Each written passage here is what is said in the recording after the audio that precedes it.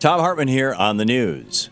You need to know this. Did the Securities and Exchange Commission cover up high crimes on Wall Street? Republican Senator Chuck Grassley is alleging that the SEC destroyed more than 9,000 documents related to investigations into some of America's top banks during the height of the financial crisis in 2008 and 2009. Among the documents destroyed were files related to the Bernie Madoff Ponzi scheme, files on Goldman Sachs and AIG, and other files looking into the behavior of big banks like Bank of America, Citicorp, Wells Fargo, and Morgan Stanley.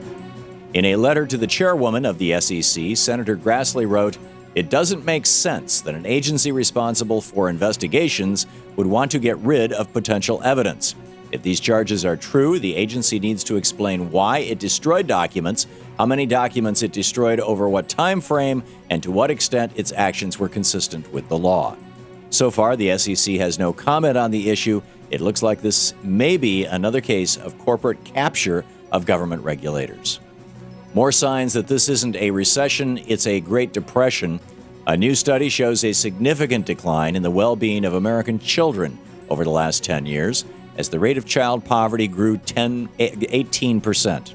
Currently, 1 out of every 5 children in America lives in poverty. That's 15 million kids.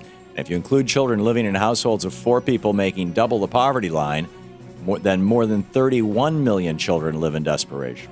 That's nearly half of all kids in America. This is a national crisis that Republicans are making worse as they fight to cut programs for our kids while protecting their billionaire buddies from tax increases. In the best of the rest of the news, who did House Oversight Committee Chairman and richest man and small-time criminal in Congress, Darrell Issa, hire to spearhead his efforts to block government regulations on big banks like Goldman Sachs? None other than the vice president of Goldman Sachs. In one of the most egregious cases of the revolving door on Capitol Hill, the former vice president of Goldman Sachs, Peter Simoni, left his job as a bankster, changed his name to Peter Haller, and then took a job working for the former convicted criminal Republican Congressman Darrell Issa to stop new Wall Street regulations. In July, Haller wrote a letter to government regulators urging them to drop new regulations against his old employer, Goldman Sachs. As investigative reporter at Think Progress Lee Fong notes, it appears Congressman Issa has turned the House Oversight Committee into a bank lobbying firm with the power to subpoena government regulators. Not only that, back in 2005, Haller used to work for the SEC. Then he left to go to work for Goldman Sachs so that he could lobby his former co-workers at the SEC to water down regulations. And now he's back working for the government, trying to get rid of the regulations altogether. It's time to slam shut this revolving door on Capitol Hill and bolt it closed, and call out corrupt congressmen like former small-time criminal Darrell Issa. Want to fix Social Security? Lift the cap. As Republicans look to gut Social Security by screaming that it's bankrupt, they're ignoring one simple solution, and that's raising the cap. Currently, only the first $106,800 of your income is taxed for Social Security. After that, you pay nothing. In other words, billionaires pay virtually no Social Security taxes, while working stiffs making $40,000 a year carry almost the entire load.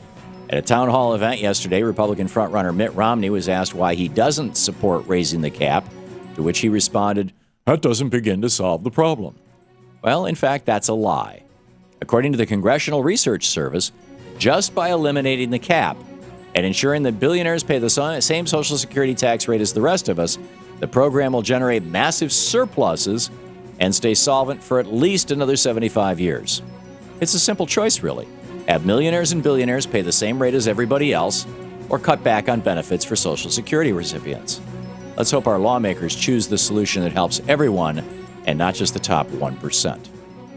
Is gold the next bubble to burst? Wells Fargo is warning investors that a speculative frenzy around gold has created a bubble that is poised to burst.